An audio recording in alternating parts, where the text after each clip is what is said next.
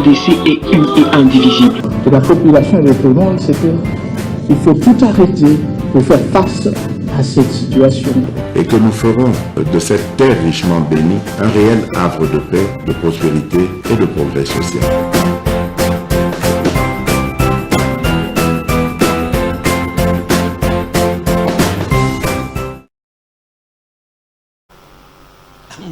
Merci. Bozolanda MKB officiel. Le lundi samedi. Donc on a vu mon roi la langue na 6h ou le lieu mgolongolo le mwana na ye. Mbuka distraction et les mingi.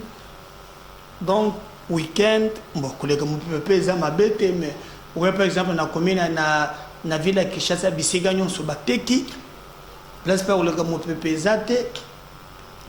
Chose grave, si vous venez dans la commune à Kinshasa, vous avez balabala ya Kabinda awa na plateau na commune à Kinshasa, okokuta ke bazui même école, hein, place bana bako tangela, na mituna kabaza ba konzi ya bandoki, toka kabaza na makode publicitaire. Mbala moko batie nini wana mbala moko ekole bongo ni bandako ya manzanza lotoko eza wana bangi eza wana bako benga soki kuzu solo ki wana 18h na balabala kona Kabinda plateau ekole moko ezalaki wana baboma yango des fois eza passé na donc fachaza na musala moko makasi ya kosala na pesi bino mbote na bisika nyonso bozali kolandela biso tolinga Congo tokanisa Congo tosala malamu pona Congo moko na moko akorandaka compte na oya sali Congo na mone botindelinga ba image ya wera linga beta concert na Londres na mone bokechu atomboki concert kozonga te mais ba congolais mususu ba combattre Londres balobi en tout cas musique et zonga tout ça alors ba muso bazo boya est-ce qu'il faut musique et beta te ça change quoi?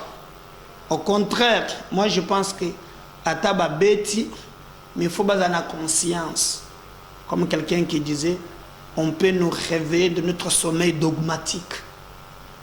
Sengeli to kanisa Congo musique est la peine sens et à éveiller conscience.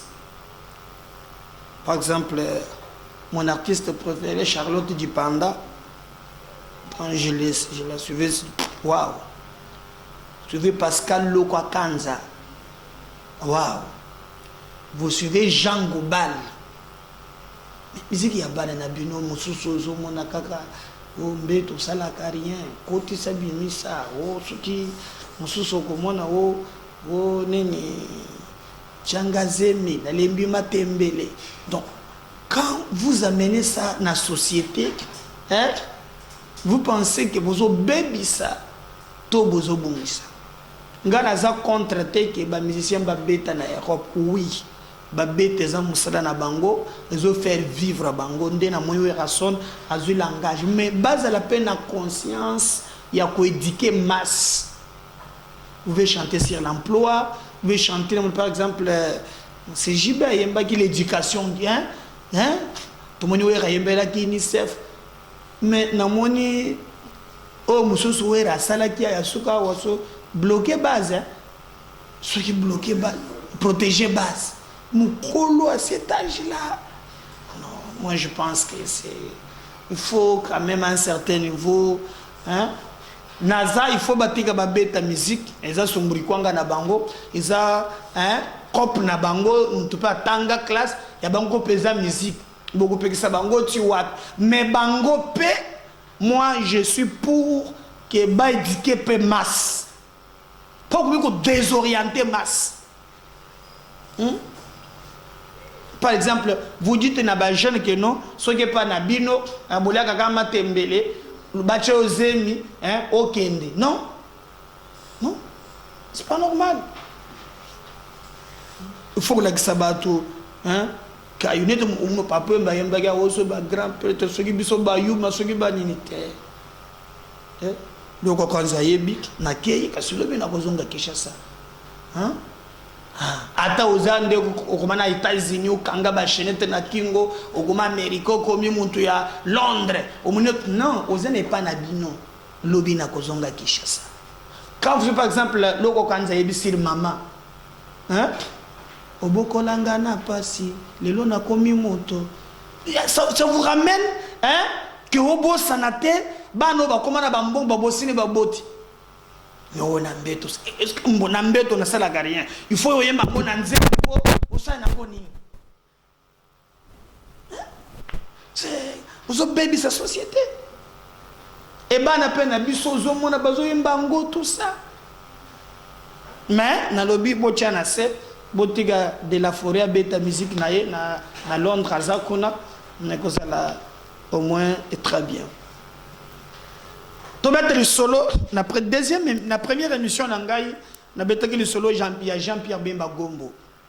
Oyo maintenant là les réseaux mafieux ba oyo bazalaka na est po ba bisingande ko medar bato bala musili kambo ezali bandeko bazalaka na réseau il y a Minduki, les multinationales, bazo comprendre que Bemba, Fachi a tchepona basaganate, les réseaux à l'interne, les opposants, au Fachi l'opposition y a pété. Alors, Batouana basali bloc, il faut bakabola Bemba na Tshisekedi parce que bayoko comprendre que na bloko Tshisekedi asali na union sacrée il y a risque maintenant que makambo tambola bien. Alors je vais demander d'abord sagesse na batu nyonso ya union sacrée. J'ai vu quelques images par exemple na moni ya bourgmestre ya Kalamu hein bazo c'est pompage bazo na un air bazo sauter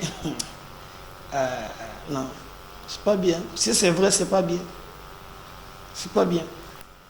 Alors maintenant diviser pour mieux régner et l'homme oyo ba moni ke bakoki ko diaboliser c'est Jean-Pierre Bemba Gombo. Nanine, il faut l'opposer non seulement avec le président, mais avec les collaborateurs et le président. Bokende na Jeune Afrique, montu moko jamais quiconque en défi. Ayelangai interview à Jean-Pierre Bemba Gombo. Ce que côté na Jeune Afrique, kende na côté ya vidéo. Jean-Pierre Bemba Sagas ndenge bazolo bake Bemba aseliki aza soki na colère ndenge nini azo se plaindre que entourage ya Fachi baza fufu na fufu l'inexpérience bango bayebi eloko te bango musala na bango kaka makambu mususu o Bemba mutolobi yango eza na Jeune Afrique te Bemba tikali kolobango ata esika moko te na lobi na tie quiconque en défi kende na Jeune Afrique yelanga interview one. Au contraire il y a un monsieur qu'on appelle Marcel Sogi Siakiaou au bazu en interview qui analyse comment Bemba bima na prison rôle Bemba ko jouer côté à Fatigue Bemba boye na boye nulle part bokomona interview ya Bemba oyo ye azali kosala pona kosatake na Fati ya mibale. On veut pousser Bemba à l'Obamabe contre les ambassadeurs na ba diplomates na moni ba tweeter ba lobaki wo Bemba bengi saka abengisi batumoko oyo bazali ba grec israélien service moko ya renseignement ya grec etango service wana mutu moko ya service aye na aéroport directement bamoni baproche ya président ou bien en air baye batelemeli ye et Bemba silika ki makasi. Bon, le calcul est fait dans le sens où vraiment basala makambo oh parfois bazo comprendre te. Bon, mutu ya service renseignement ya Israël aya komi na ndili Bemba mutu abengisi ye baproche afachi bampesha ya mona Bemba batu baza mutema mabe. Comme cela ne suffisait pas, toujours dans le laboratoire na bango balobaki même que Bemba atali makambo ya facha sali ya EAC amoni ke za makambo mabe apesi fachi ultimatum Bemba za fâché alobi ndenge nini fachi président akomi ba soldat oyo ya boye ezali kambo ya soni pona ye en tout cas azali contre beaucoup tani oyo Félix Tshisekedi asalaki na ba président wan. C'est vrai. Alors on va voir comment makambo ekoleka. Nous on attend nangambo mususu ndenge ezali wana kaka Bemba boye na boye finalement. Alors nazo senga na bandeko oyo parfois balobaka makambo pona koloba botombe na provocation te botombe na jeu wana te ya ngusi roche. Nous devons faire un effort ya ko défendre mboka na biso, ko travailler dans un sens qui nous permet que banguna bakote la biso te. Priorité pour le moment ezali insécurité ici là. Pour rétablir ce qu'on appelle l'autorité de l'État. Obozo yoka bazolo bawana ezalukuta. Bazongaka ba semer division. Mais je vais vous surprendre parce que batu bakomi kokamwa. Comment maintenant Jean-Pierre Bemba Gombo akiko ya na stade pour le que Bemba komi amikitisi azalaka premier vice-président na niveau na ye akondima poste wana te amikitisi pas faci selon bango et que Bemba kondima te kotanga ta kombo ya faci na monoko tala vidéo o epesi insomnie na banguna okomona Bujakira okomona Peter Tiani okomona batu bata proche na Katumbi nde bazo alimenter toile. Bemba na stade a capable pas par le dos de la cuillère nde balobaka atrake na ye polele alakisi ce qui s'est fait et alakisi même que Fachi azo kanisa pona Congé dans la place de jalousie et bandaki. On suit ça, on revient juste après.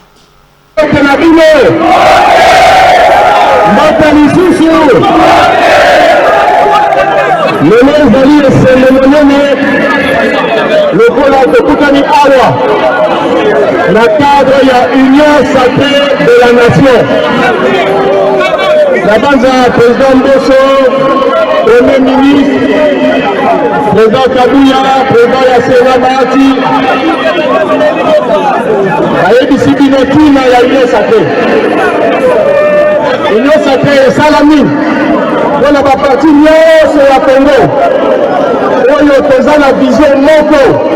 Il y a développement à la Congo. Cause à la Isika Moko. Cause à la Uni. Moko na biso. Et ça n'a pas de la Congo, mais même pas Congo de la biso. Et ça na biso. Unité na biso. Et pour qu'il y ait un message Mosika. Que le bateau Congo, pour qu'il y ait la Moko, et nous tout le monde pour diviser Congo de la Minam.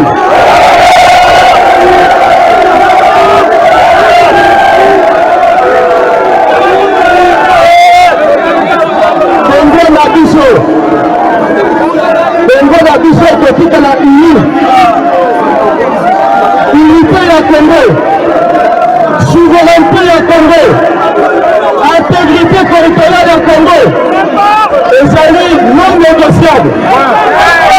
Moto akomemela biso biloko misato wana te.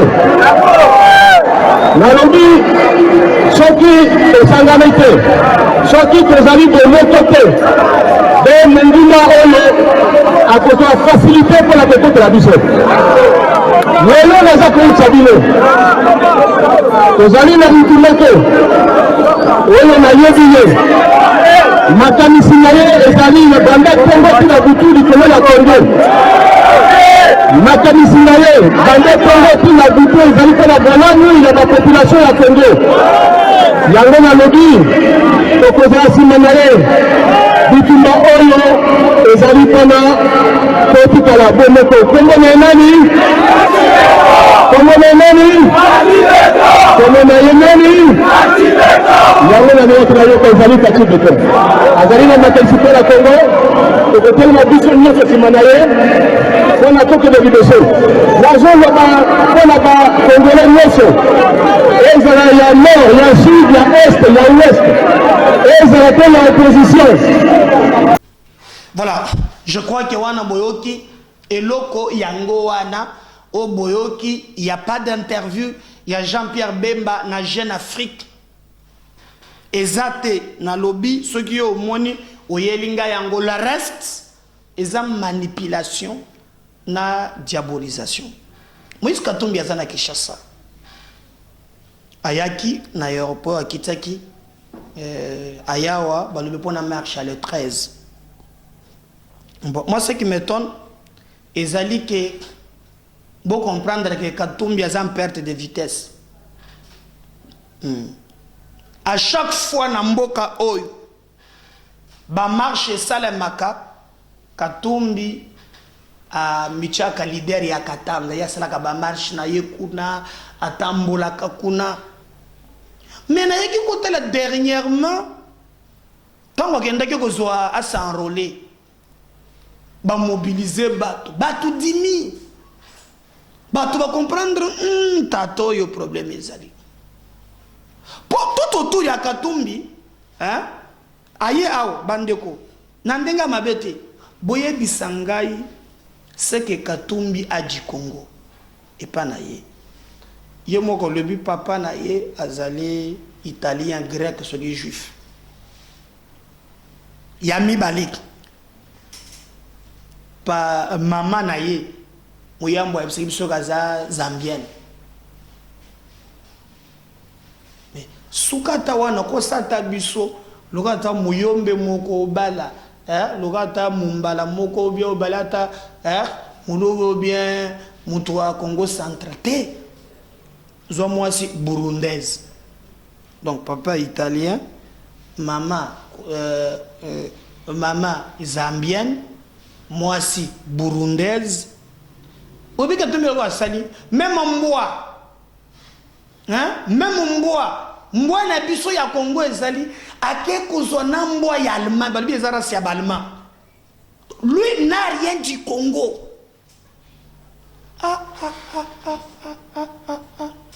même mboa ya Congo c'est petit sakayete c'est que lui a du Congo seulement l'argent oya zo ba minéraux oya bakabasele oya na ba mususu nyaki ça mais le reste eza Congo te alongwe Katanga aye awo na une mission ayeli Katumbi il aye awa poete basala renfort na batopo ole biloko mbo azala na mbangwe bo bekendaki na Katanga basho ya bango sikona nungudu ngo ono toko tambola pona le kambo na tombi tete biloko na nga bozwaki na ye toko tambola na bino banda ye lobi bakutanaki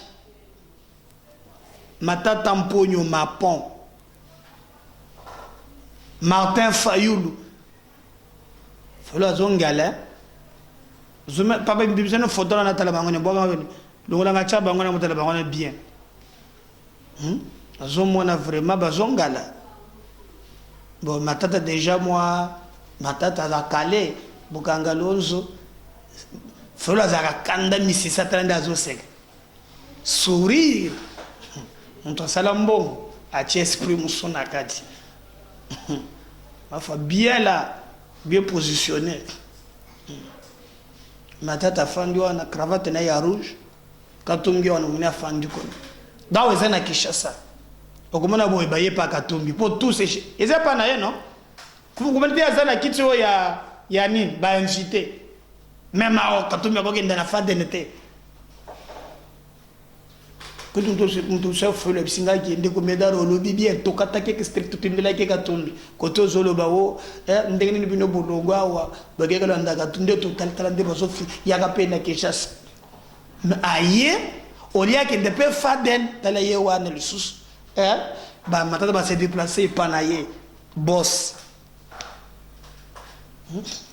bon mafa souple ne moyen ça la stratégie ya Koko Nyangi escroquer à souhait, il faut l'escroquer à souhait. Nous moni azawana. A komiawa. Et je vous donne une information. Tango bakosilisa balobi ke ambongo akoyamba bango. Ambongo asepeli. Oze la gimusika et pour sani pembeni. Fallait sourire wan amo bimba ndenge sofona wan katani wana mo bimba et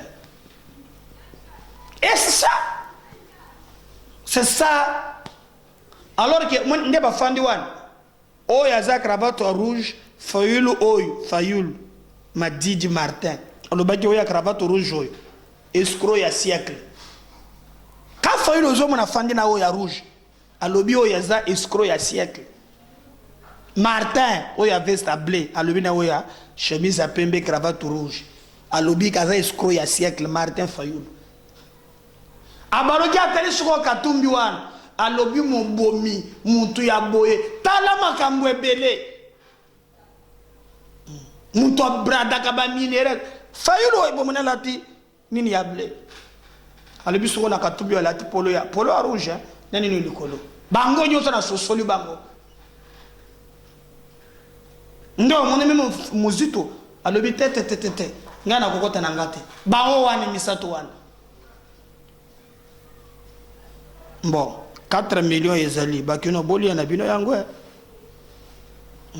utiliser les méthodes Koko Nyangi escroquer ye à souhait faut l'escroquer à souhait voilà même mboa zaba basungi biso ba mboa ya Congo ezali tala mboa katumba kekozo balobi za rasalement.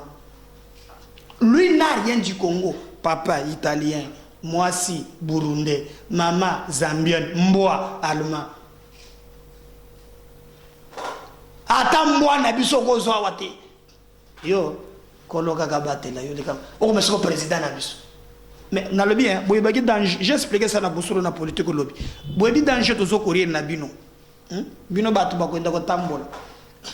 C'est-à-dire lorsqu'on t'a comme président il y a une maison civile. Maison civile à chef de l'État. Et ce qui n'est pas gagné, Namakambudo. Famille à papa. Il y a un mona qui même donné à ce qu'il y a français. Au Congo, on a un Congo à ça. Il y a français. Il y a un Congo à ça. Mais au Congo, la maison civile. Ezouaka, famille à papa. Comme tu sais, bon, par exemple, Monseigneur Moulumba, il chef de maison civile, bande ya papa. Maison civile, et ce qui va caper na côté ya maman. Yango mona kay maman, on est content de la garde républicaine, tout ça. 3, Ezouaka Moasi, na bande konaye, comme Denise et les autres. Maintenant, yo, Ozolanda Katumbi, par exemple, se dit Katumbi comme président. Je suis maison civile. Ndenge kozaleli. Côté à papa, ba italien yo, sona ba grec, ba goyao. Bale bako batela bango, garde républicaine, oto futaka na mbongo na biso. Donc tous les Grecs, na ya Nikolo, na ya papa, na ba maman, batondi kun. Dès côté sero ya maman. Ba Zambien na, omoni papa yewan. To bande ko papa o nyonso bakotonda. Nyonso bakoya. Ce ko garde républicaine, o ya biso Congo, liboso ba italien na minduki kaka boy. Na mboko nde ko sala. Yo, muntu ozolanda mbongo yoka. Ya mibale mama côté Zambie. C'est que beaucoup katisa. Mibimba. Mibimba. Mama Yohan. Mibimba. Mais non, on peut aller à Mouindou Paza. Non, papa, la paternelle, il y a Mouindou, mais tu noir Pazali. Si quoi, il y a autant sur ce côté à maman, tout ce côté, il y a madame, ba Burundi, Bazokakis. Donc, vous imaginez risque Tozanango?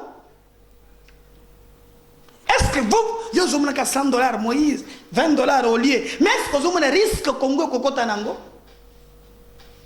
Donc, ba Burundi, ba Koyao. Nos gardes répondent à ba Burundi. Nous avons des maisons civiles. Na mon écoute, ma faisant un sourire. Bon, zona yo papa, on va peut choter. Et pourquoi oh matata kilo bana TV5 oh pona loi wana ezalo ya congolité na yo ki même nani ambongo alobi azo yamba bango po ba solola tout ça. Mais Mende peut-être bino boyandaki bien te. Mende nous explique il n'y a pas makambo ya loi ya congolité, c'est faux, ou bien ivoirité, c'est faux. Malgré les 13, c'est leur droit reconnu par la Constitution, mais là, comment on changer exacté. Parce que TV a radio, la mère m'a dit trancher quand même dans les cambo oyo. Il y a loi, et il y a un problème. On va revenir juste après pour continuer avec cette émission. Nem Kabez officiel, votre chaîne de vérité. On suit, on revient juste après. À l'Assemblée nationale, Tingui Pouloulou, il a adossé une loi sur la congolité. Mais quand vous voyez cette loi de Noël Tchani, comme cela est présenté, c'est une loi qui suscite beaucoup de réactions et ça fait couler beaucoup d'encre et de salive. Vous, Mende, vous scrutez la vie politique congolaise, vous avez aussi l'histoire. Vous pensez que cette loi a toute sa raison d'être? D'abord, ce n'est pas une loi sur la congolité. Je l'ai lu. La loi n'est pas une loi sur la congolité. C'est une mauvaise approche sémantique de ce texte qui a été présenté par notre collègue. On le présente comme ça pour... C'est une loi de verrouillage des accès, de l'accès aux fonctions régaliennes de l'État. C'est comme ça que ça s'appelle. D'accord. En Côte d'Ivoire, il y a une loi sur peut-être l'ivoirité.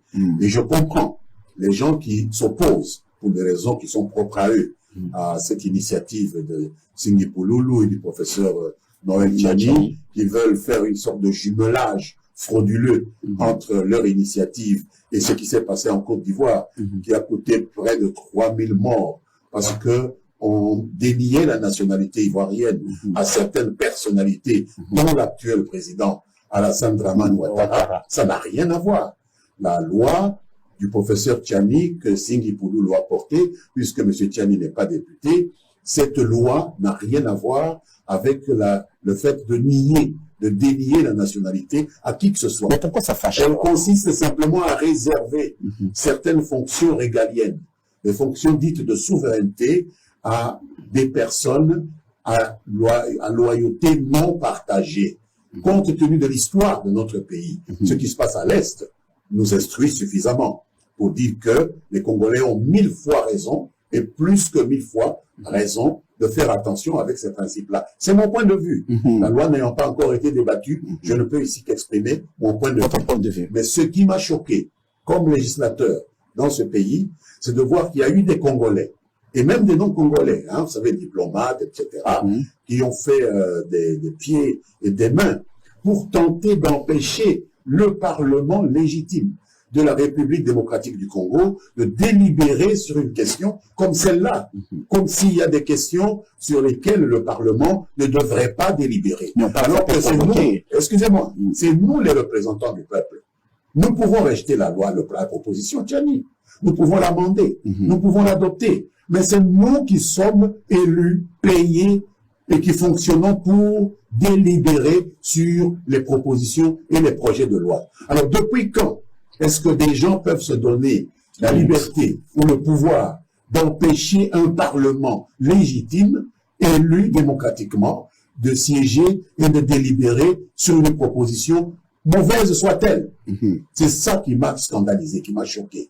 Mais personnellement, j'ai tendance à soutenir l'idée qu'il faut protéger certaines fonctions. Peut-être, je n'irai pas jusqu'à tout le nombre de toutes les fonctions qui ont été listées par M. Tchani et M. Singhi Pouloulou, mais prenez la fonction présidentielle. Dans un pays à régime présidentiel comme la République démocratique du Congo, la fonction présidentielle mérite d'être protégée comme elle l'est aux États-Unis.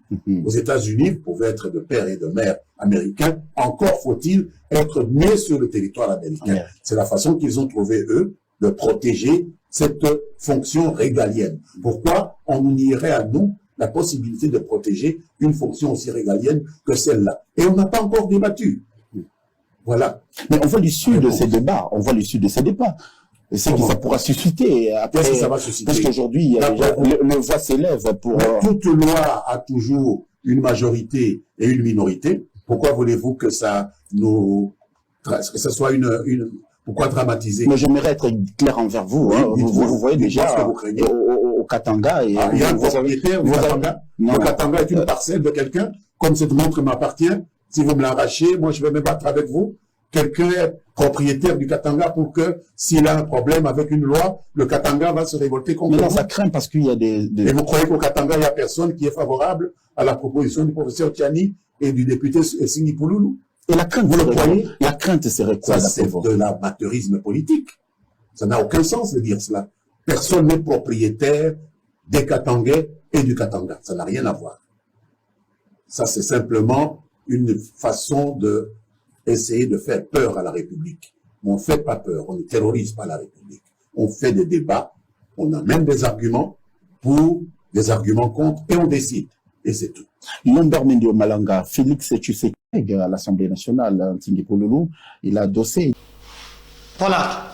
Merci. Je crois que Wana Boyoki marche Bakosala, mende naba député, surtout ma finga au cardinal la fingi bango, oh les députés, les apprentis sorciers.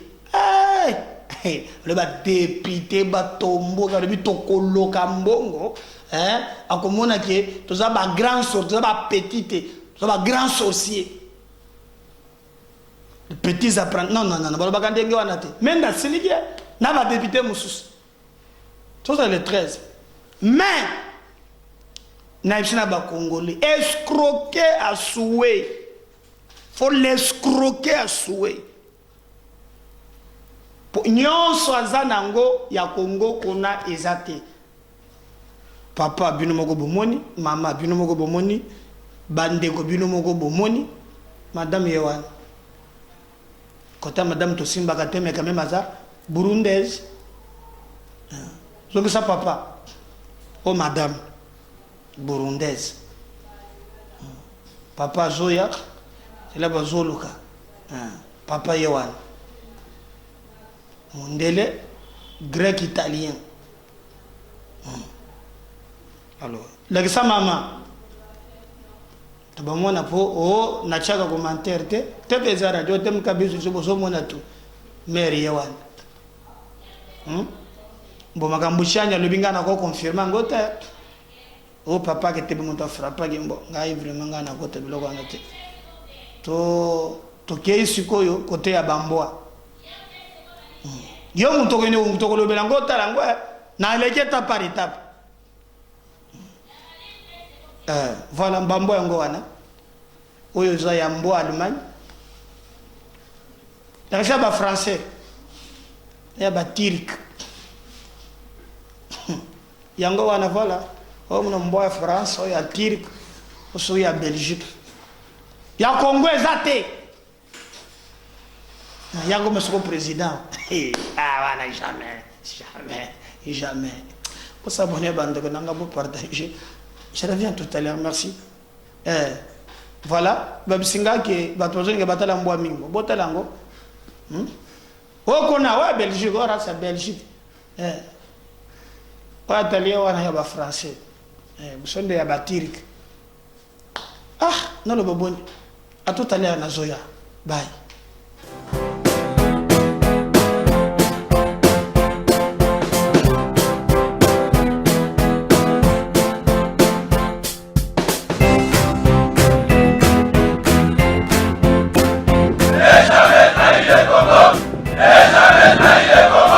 La RDC est indivisible. Et la population répondante, c'était il faut tout arrêter pour faire face à cette situation.